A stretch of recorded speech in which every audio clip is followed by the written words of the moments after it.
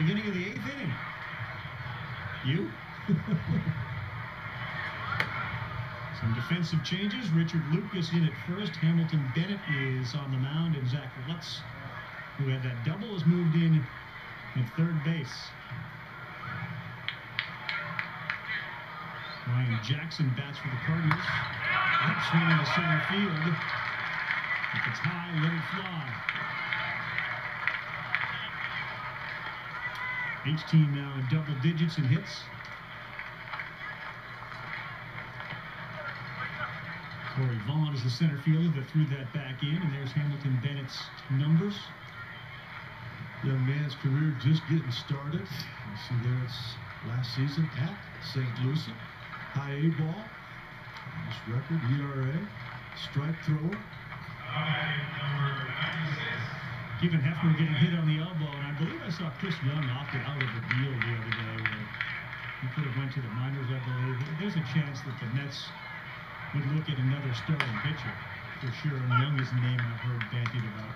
I think they're going to just absolutely wear the waiver wire out. They might come up with 2 outfielders, a couple of guys in the bullpen, and a starting pitcher this last week of the season as they see players that don't make other teams' big league rosters.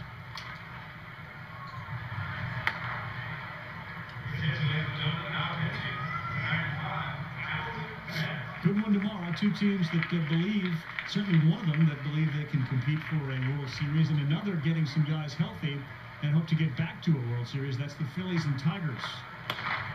Chase Utley and Ryan Howard have been healthy and hitting this spring. There's some concern about Roy Halladay. Verlander and Hamels will be the starters as we have our coverage starting at 1 o'clock Eastern Time. You can also watch it on ESPN, or Watch ESPN app.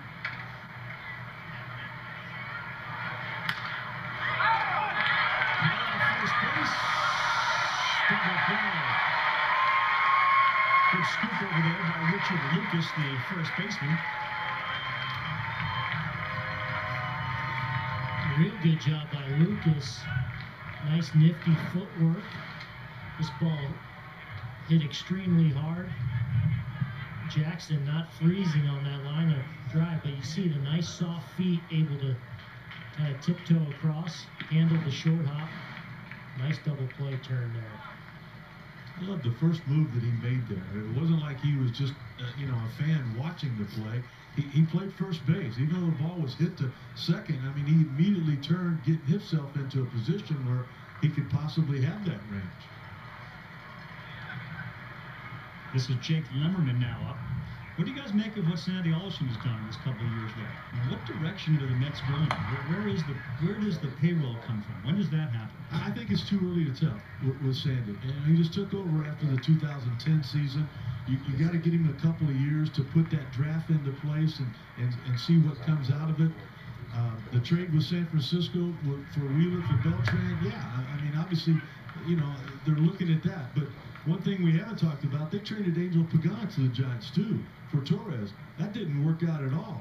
You think they wouldn't like to have Pagan back in center field right now? I like that they've kind of sold out to the rebuilding situation, though, instead of kind of playing it in between. I think that's the right way to go, because the reality is they can't piece enough together to probably compete with the Washington Nationals or the Braves or possibly even the Phillies right now. So the fact that they've really invested into building up their system, they've made the long-term commitment to David Wright because he's going to be a part of when they think they are going to get better. But I like the commitment they've made to building up their system and to establishing some young arms that are on their way in the minor leagues. When that time comes to spend, who knows? And you think about, Carl, what Sandy Alderson took over.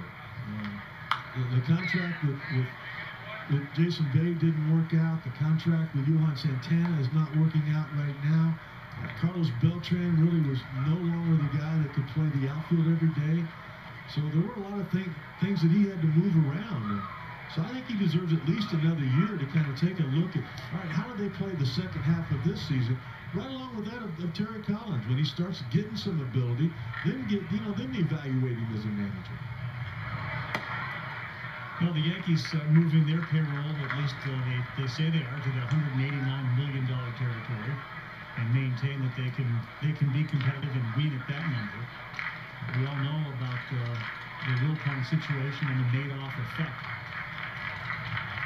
Now, I know there are a lot of Met fans out there who think, no, where are the Mets? We're in New York City. We have to spend money to be competitive. And we want to be competitive.